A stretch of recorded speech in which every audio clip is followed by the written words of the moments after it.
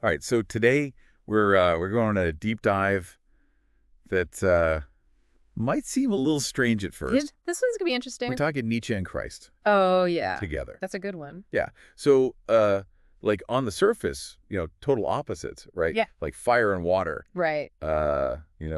One's all about ambition and power, and the other one's all about compassion. Yeah, exactly. So we're looking at an article here called Nietzsche and Christ, the Union of Opposites, and we're going to see if there's actually something we can learn from these two seemingly opposite philosophies that can actually help us maybe unlock something in our own lives. Yeah, absolutely. We're not talking about, religious doctrine or anything like that. No, no. This is more about personal growth and, Yeah. how to live a better life. Right. We're going for like the real core. Like, what's the actual juice we can squeeze out of these philosophies? Yes, exactly.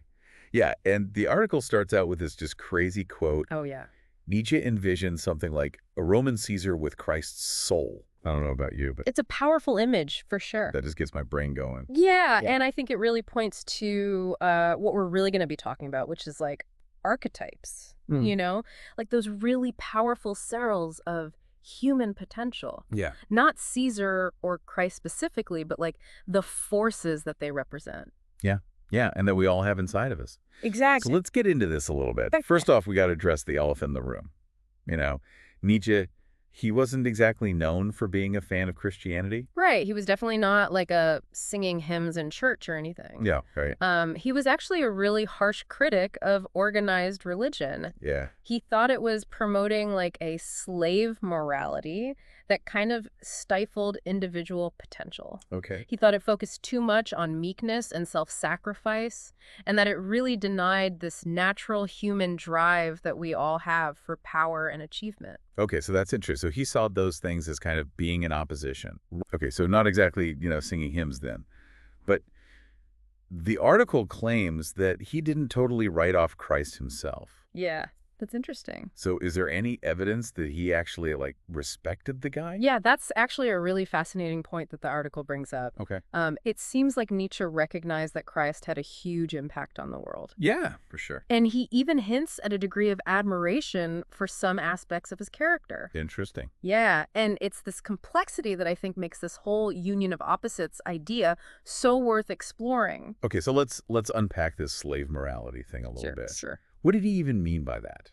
Okay, so think about it this way. Okay. Someone who always puts others first. Okay. A peacemaker, Yeah. Someone who's dedicated to serving something greater than themselves. Right. That selflessness, that focus on like humility and compassion. Yeah. That's what Nietzsche labeled slave morality. Okay, I'm starting to get the picture. Yeah. So what's the opposite of that? Right. So the opposite of that is what he called master morality. Okay. And that would be, like, think about a bold entrepreneur, Okay. a record-breaking athlete, someone who fearlessly pursues their ambitions. Right. It's all about striving for excellence, pushing boundaries, even embracing a certain degree of ruthlessness in achieving your goals. Okay, so like two very different ways of moving through the world. Right. But it sounds like most people assume that Nietzsche was all about that master morality life. Right. That's usually how people interpret him. Yeah. But the article makes this really crucial point. Right. Nietzsche wasn't actually saying that one is inherently better than the other. Okay. It's really about recognizing that these two drives, this Right. drive for power and this drive for compassion, that they exist within all of us. So we've all got a little Caesar and a little Christ fighting it out inside. Yeah, exactly. Okay. And the article argues that the real magic happens when we can integrate these seemingly opposing forces. Okay. It's about finding that balance. Yeah. That sweet spot where ambition and compassion can actually work together. So it's not about choosing one over the other. Right. It's about finding a way for them to coexist. Exactly. Okay, so that makes sense in theory, but I mean, isn't there a danger in taking either of these ideas too far? Oh, absolutely. I mean, if you go too far with master morality, Right. you end up with a tyrant, Right. and too far with the slave morality, and people are just going to walk all over you. Exactly. So how do we find that middle ground? Right. Well, the article argues that it's actually the tension between those two forces Okay. that creates true vitality. Right. It's like a bow and arrow. Okay. The tension is what allows the arrow to fly. Okay, I like that analogy. Yeah. So how do we manage that tension? Right. How do we actually integrate these seemingly opposite parts of ourselves? Well, the article introduces this ancient alchemical principle called solve et coagula. Okay, alchemy, huh? I know, right? I'm always up for a little mystical wisdom. So Yeah. break it down for me. Okay, so solve is all about dissolving. Okay. Think about it like shedding a skin that no longer fits you, Okay. breaking down old beliefs, Right. letting go of identities that are holding you back. So kind of like hitting the reset button. Yeah, exactly. Okay. And then coagula comes in, Okay. and that's about reforming, Okay. bringing together the new, the refined elements into a higher, more integrated version of yourself. Book a constant process of breaking down and rebuilding, evolving, and becoming more whole. Exactly. I like it. Yeah, and the article suggests that this process is actually happening all the time in our personal growth. Okay. We might get attached to one philosophy, Right. whether it's Christianity or Stoicism or even Nietzschean thought, Yeah. and hold on to it as like our identity. Right. But clinging too tightly to just one way of thinking can really become limiting. Yeah. It's got to be flexible, right? Absolutely. True growth comes from being willing to constantly challenge our beliefs, to break down those outdated structures and form new, more integrated perspectives. So it's all about growth and evolution. Right. Okay, so far we've got Nietzsche, we've got these two opposing moralities, a little dash of alchemy. Yeah, we're getting a good mix going here. But what about the Christ part of this whole equation? Right. Where does he fit into all of this? Well, that's where I think the article gets really interesting. Okay. It suggests that we need to move beyond traditional religious interpretations of Christ. Okay, now you got my attention. Yeah. So what are they saying? They're saying we need to see him as like a universal archetype. Okay, an archetype of what exactly? Think about things like compassion, forgiveness, unconditional love, qualities that transcend any one specific religion. So it's not about literally being a Christian. Right. It's more about embodying Yeah. these Christic qualities. Exactly. Yeah. It's about cultivating that capacity for empathy and connection Yeah. within ourselves, Right. regardless of our belief system. All right, I'm starting to see how this all fits together. Yeah. But I'm curious about something. Yeah. Where does this leave people who are really drawn to Nietzsche's ideas? Okay. Like the folks who are all about strength and self-reliance. Right. Maybe even some neo-pagan leanings. Yeah, that's a really great question, and it's something that we're going to dig into more in the next part of our deep dive. Awesome. Yeah, we'll explore what this union of opposites might mean for the people who really resonate with Nietzsche's philosophy. Awesome. I can't wait. Yeah, it's going to be good. All right, so stay tuned because things are about to get even more interesting. Yeah, buckle up. So welcome back to our deep dive into Nietzsche and Christ. Yeah, we're back. It's an interesting pairing for sure. It is. Last time we were talking about this idea of integrating these seemingly opposite qualities. Yeah.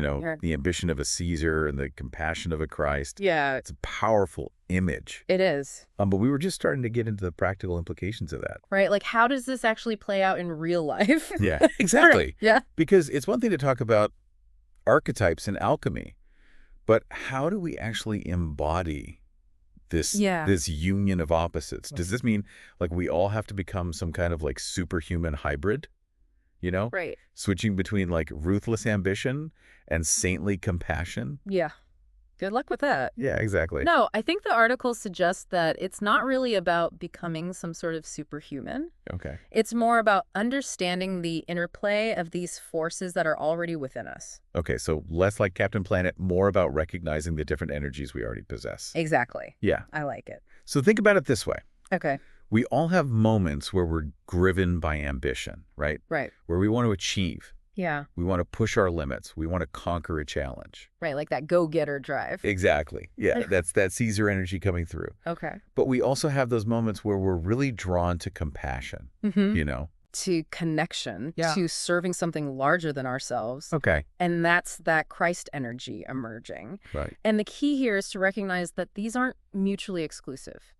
Yeah. They can actually work together, Okay. complementing each other and enriching each other. So it's not about choosing one over the other. Right. It's about finding a way to express both Yeah, in a way that creates a more balanced life. exactly. Okay, I see what you're saying. Yeah, like imagine a really successful entrepreneur, Okay. but they're also really deeply involved in philanthropy. Okay, yeah. That's a great example of someone who's kind of integrated both of those drives. Right. The drive for achievement, but also the desire to give back. Yeah, I see that. Or like a really fierce athlete who's known for their sportsmanship off the field. Exactly. They're channeling that competitive fire, but they're also staying connected to their humanity. Exactly, yeah. Or a powerful leader who governs with compassion and empathy. It's about recognizing that strength and compassion aren't opposites. Okay. They can actually make each other stronger.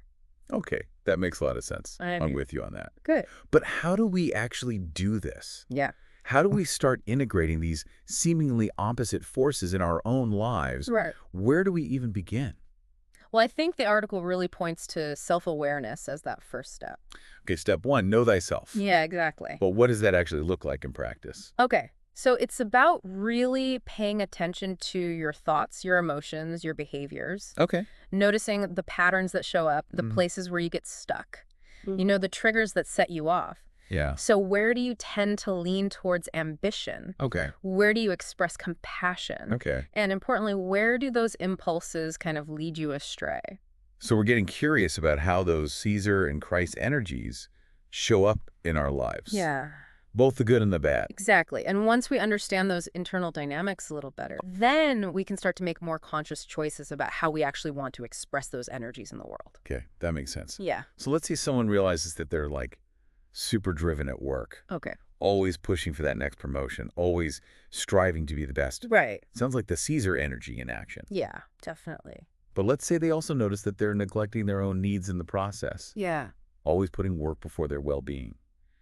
Maybe even burning themselves out. Right. That could be the shadow side of that Christ archetype, Okay. Self-sacrifice to the point of depletion. So it's not always about being a saint. Right. It's about recognizing when that impulse to give, to serve, Yeah. starts to become self-destructive. Exactly. And in that situation, integrating the Caesar might actually look like setting some boundaries at work. Okay. Prioritizing self-care, learning to say no more often. Right. It's about channeling that drive and ambition in a way that's sustainable. And that doesn't come at the cost of their own well-being. So it's about bringing a little bit of that Caesar energy, Yeah. the focus on the self, Right. into a situation that's become too dominated by that desire to give to others. Exactly. Yeah. Yeah, and it can work the other way around, too. Good. Imagine someone who's naturally really compassionate and nurturing, Okay. but maybe they're a little too hesitant to go after their own dreams or assert their own needs. So their Christ energy is strong, but their Caesar needs a little boost. Exactly. Right. Yeah, in that case, integration might look like setting some ambitious goals, Okay. taking some risks, Yeah. learning to advocate for themselves more effectively. It's all about finding that sweet spot, that balance point, Yeah, where both those energies are working in harmony. exactly. And it's important to remember that it's a journey, not a destination. Right. It's this ongoing process of refining and adjusting, Yeah. becoming more aware of our own internal dynamics and how they're showing up in our lives. Wow. This reminds me of that alchemical principle we talked about. Yes. The solve et coagula. Yes. It's like we're constantly dissolving those old patterns Yeah. and beliefs that are no longer serving us, Right. and then reforming into a more integrated version of ourselves. Exactly. And that process requires both the Caesar and the Christ within us.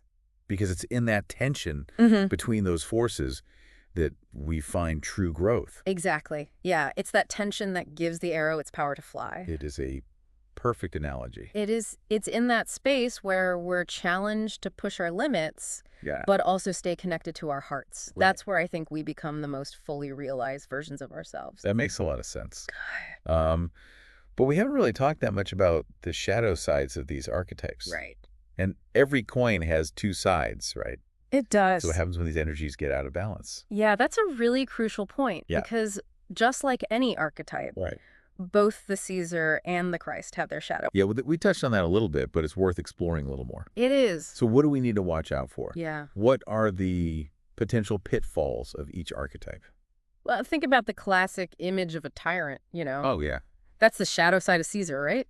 Right. Ruthless ambition, Yeah. pursuit of power at all costs, Yeah. willingness to trample over anyone who gets in their way. That ends justify the means mentality can get pretty scary. Oh, yeah, absolutely. We've seen it throughout history, For sure. even in our own time. Yeah. And the shadow side of the Christ can be just as insidious. Okay. Think about things like martyrdom, Okay. self-sacrifice to the point of self-annihilation, Yeah. losing yourself completely in the service of others. So even compassion and selflessness Right. can become harmful if they're taken to an extreme. Exactly. It's like you can be so busy giving to others that you forget to take care of yourself. Yeah, exactly. And that can lead to, resentment burnout, Yeah. lack of healthy boundaries. Yeah. Right. It's like they say you can't pour from an empty cup. Exactly. So how do we avoid falling into those traps? Right.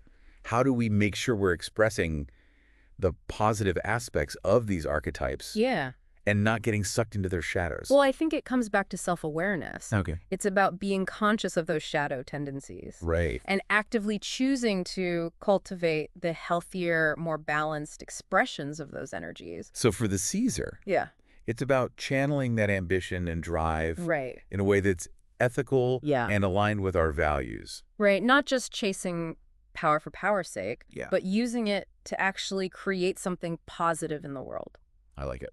Yeah. And for the Christ, it's about expressing compassion and empathy Okay. in a way that's sustainable and Yeah. doesn't come at the expense of our own well-being. Right. Setting boundaries, practicing self-care, recognizing that it's okay to say no sometimes. So you can be a powerful leader Yeah. without being a tyrant. Right. And you can be a compassionate caregiver Yeah. without sacrificing yourself in the process. Exactly. It's about finding that balance. Right. That sweet spot where both of those forces are expressed in their highest and most positive form. Like Roman Caesar with Christ's soul. Exactly. Yeah, that's the ideal we're striving for. It's a powerful image. It suggests that true strength and leadership aren't about dominance or control, Yeah. but about leading with both power and compassion.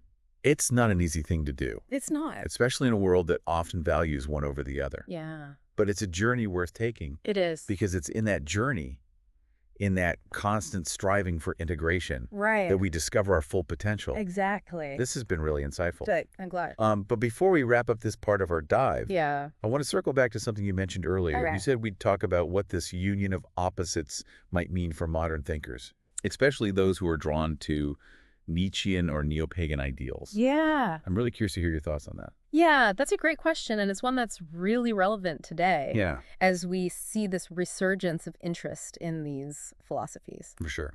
So let's dive into that as we move into the final part of our deep dive. Welcome back to the show. Yeah, we're in the home stretch now. We're wrapping up our deep dive into this kind of strange world of Nietzsche and Christ. It's been a wild ride, hasn't it? It really has. We started with these two guys who seemed like they could never see eye to eye. Yeah, total opposites. And somehow we ended up talking about like a roadmap for personal growth. Yeah, it's been pretty amazing. It has. We've cut a lot. We have. Nietzsche's critiques of traditional morality, this whole idea of integrating those Caesar and Christ archetypes. Right. We even threw in a little alchemy for good measure. Why not? Yeah, exactly. All right. So now it's time to bring it all home. Yeah, let's do it. Okay, so we've explored the theory. Now let's get practical. Okay. What can our listeners actually do with all of this? Right. How can they start to embody this heart-centered conqueror ideal in their own lives? That's the big question, isn't it? It is. I think it's really important to remember that this isn't about reaching some perfect state of being, Yeah. It's not about suddenly becoming superhuman. Right. It's not like flipping a switch Exactly. and all of a sudden you're this perfect blend of power and compassion. Yeah, no, you're not going to wake up tomorrow and be like a philosophical superhero. Right, exactly. It's about embracing the journey, Okay. this ongoing process of self-discovery and integration. So where do we even begin? Right. What are some actual steps? Yeah. Some actionable advice that our listeners can take away and apply to their own lives? Well, we've talked about it a lot already, but I think it bears repeating. Okay. It all starts with self-awareness. Okay. Step 1, know thyself. There you go. But what does that actually look like? Okay, so it's about really tuning in to those internal signals, Okay. paying attention to your thoughts, your emotions, your behaviors. Mm-hmm. What are the patterns that keep popping up? Yeah. Where do you get stuck? Right. What are your strengths? Yeah. Where are your shadows? Okay. So really just getting curious about our internal world. Exactly. No judgment. Yeah, just observation. Okay. And as you become more aware of your own internal workings, you can start to see where those Caesar and Christ energies are showing up in your own life. Okay. So for example, let's say you realize that you're incredibly ambitious at work. Okay. You're always pushing yourself to excel, Maybe even a little competitive. Right. Sounds like your inner Caesar's hard at work, Yeah, exactly. driving you to achieve and conquer. But maybe you also notice that you tend to put your own needs on the back burner, Yeah. always prioritizing work over your well-being. Right. Classic sign of the Christ archetype. Yeah. That tendency towards self-sacrifice, Mm. sometimes at the point of burnout. So it's not as simple as saying, Right. compassion is good, ambition is Yeah. bad. Nope.